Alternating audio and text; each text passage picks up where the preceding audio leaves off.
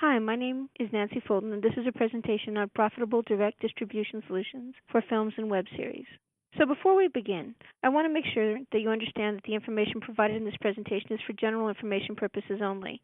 No warranty is implied or offered because films differ wildly in theme, topic, target market, length, etc. One size does not fit all, and the market is currently evolving. Furthermore, some films are simply impossible to distribute profitably because production costs were too high and marketability is too low. Producing and distributing a film always involves risk, and your best strategy for minimizing your risk is to work with skilled production, marketing, distribution, legal, tax, and investment professionals who have profitably distributed projects in the past. Companies listed in this presentation may change their terms, raise their prices, or go out of business without notice. So let's start at the beginning. Before the mid-1990s, before the rise of the Internet, people who wanted to profitably produce an indie film could almost always find a market because the cost of producing a film was high due to the equipment and expertise involved, and few films were being produced due to these requirements. Distributors thus had very little to buy and had to compete to get content to sell. So distributors would compete to buy independent films as soon as they were released, and even in advance of production in some cases. Times have changed. Millions of people worldwide are now constantly producing films. Amazon, YouTube, and iTunes make millions of films available to audiences every day, so distributors are facing more competition for eyes than ever. Distributors are often producing content these days, Amazon originals, Netflix originals, etc., all of which translates into a market that's more competitive every day. The mistake that many independent producers make, particularly brand new producers, is that they go through the process of producing a film, often without securing all the rights they need to sell the film, and sometimes without understanding the technical aspects of producing a film in terms of image and sound. Then once the film is distributed, they start looking for a distributor. They submit the film to film festivals at great cost, and they try to win awards. They go to film markets and stock sales agents and distributors. Eventually, if they're lucky, a distributor or sales agent takes them on. They sign a contract that says they have to cover the costs of marketing the film with no guarantee of sales.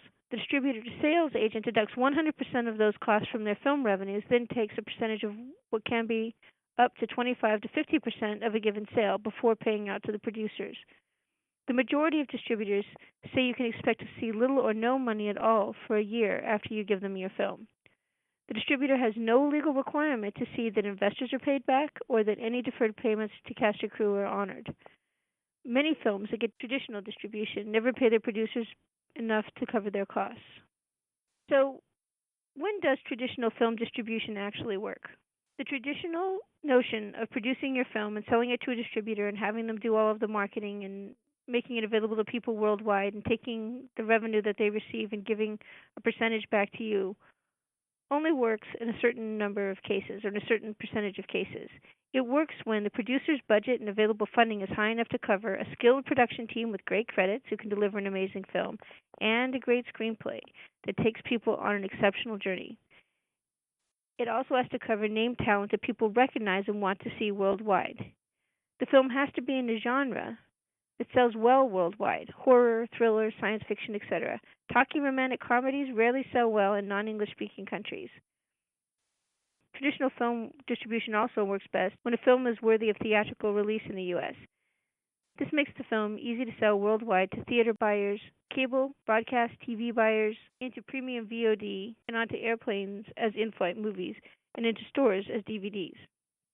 So when a filmmaker can raise enough money to cover solid development, packaging, cast, crew, production, and post-production, they can often negotiate a good distribution deal.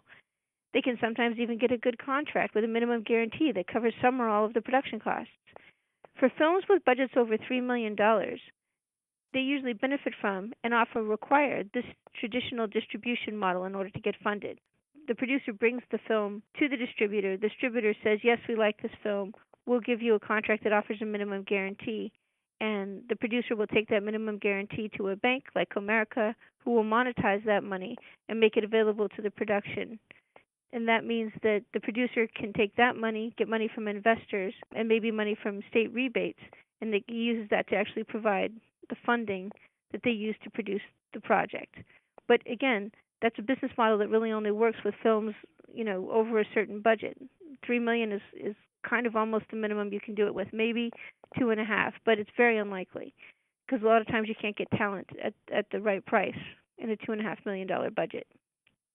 So now let's talk about direct distribution strategies and options. These come into play whenever you've produced a film. Maybe it's 100,000, maybe it's $500,000, maybe it's $1 million, maybe it's $2 million. Now, there are several companies you can work with to distribute your film directly without working through a traditional distributor that wants its cost paid back and a percentage of every sale. Distributor.com is an aggregator that for a fee will submit your film to Hulu, Netflix, iTunes, Amazon, and pay-per-view cable, etc. You keep 100% of the revenue generated. There's another company called RightsTrade.com, which is a platform that connects filmmakers to buyers in 170 countries.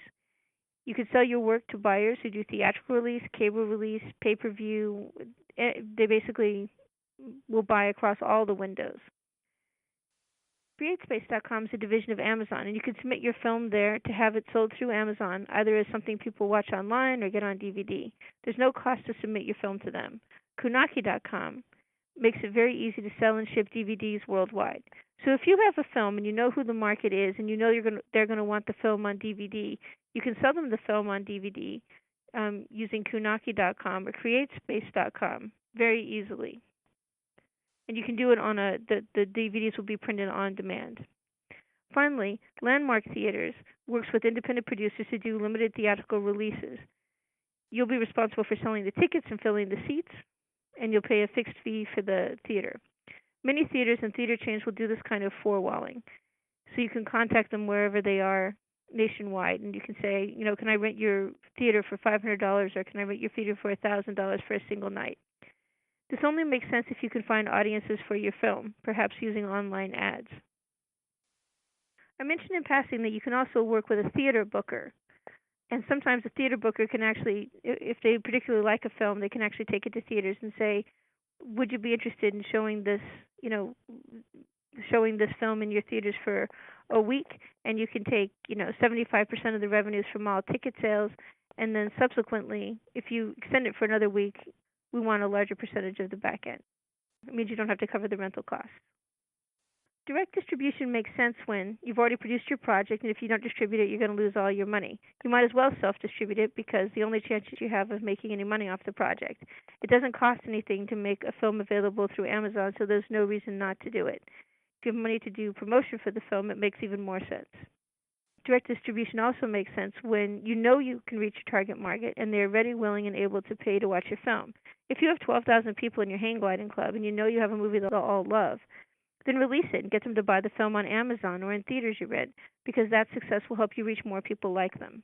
For example, if you put a film into Amazon and hundreds of people go and buy it the first day, it's going to rise to the top of the Amazon bestseller list for that genre of film, and it's very likely that a lot more people will see it and a lot more people will buy it. And when you have something that's selling that well, it's pretty easy for you to justify the cost of maybe deciding to do a sequel, or you can use those sales to prove to a distributor later, look, I have a great market. They really love this film. See, they bought it when it was on Amazon. It's also very convincing for investors. Finally, the third reason that direct distribution makes sense is when you have money to market your film. Sometimes people will intentionally produce a film for a low budget because they've set aside $50,000 or $100,000 to market it directly to the people they think will want to buy it. They chose direct distribution because they want to retain ownership and control of their film. Now, one thing that most new filmmakers don't really think about is that merchandising lets you earn more from your film. Disney, George Lucas, Marvel, and all these other titans in the entertainment industry don't really make most of their money selling their film. In fact, they make most of their money from selling merchandise related to their films, like clothes, books, toys, etc. So consider producing and selling a book based upon your film and publishing it through CreateSpace.com, which also does, in addition to making movies available through Amazon, it also makes books available through Amazon, and selling your book through Smashwords, etc. Movies are really easy to pirate, but books aren't, and you can earn 30 to 85% of every sale. Promoting a book and a film together is really good business because the ads and the promotions that sell the book can also sell the film. Get the book here, get the film here. Sites like Society6 and Zazzle.com make it easy to sell products produced on demand. So they can do T-shirts and aprons and keychains and 100 million other standard products, coffee cups and so forth. And you don't have to pay anything to make products available for sale. There's no reason not to create products that way if that go along with your movie if you think your audience will buy them. Alibaba has suppliers worldwide who will make products to your specification that you can sell worldwide through pick and pack services like Amazon fulfillment. So let me just sort of explain that. Alibaba.com is a marketplace where you can find people who manufacture things, and they manufacture them very cheaply.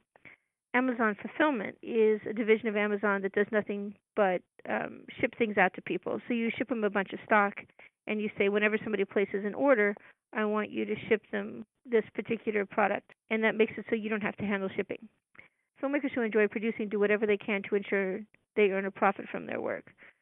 You may think to yourself, well, I'm not necessarily sure I want to do merchandising, but if producing a book will make your film more profitable, then you should go ahead and produce a book.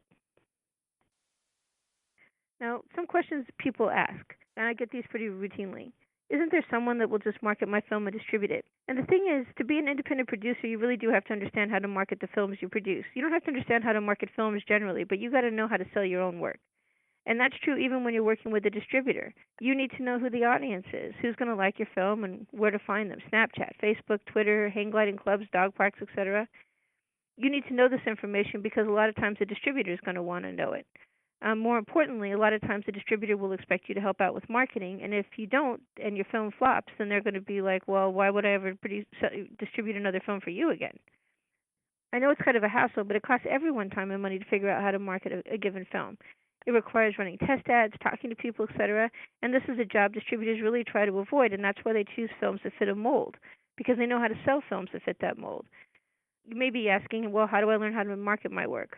Well, you can find resources and events at entertainmentindustryevents.com that will help you with marketing. And if you master the skills required to sell your work, you'll be happily free to produce anything you want in the years to come.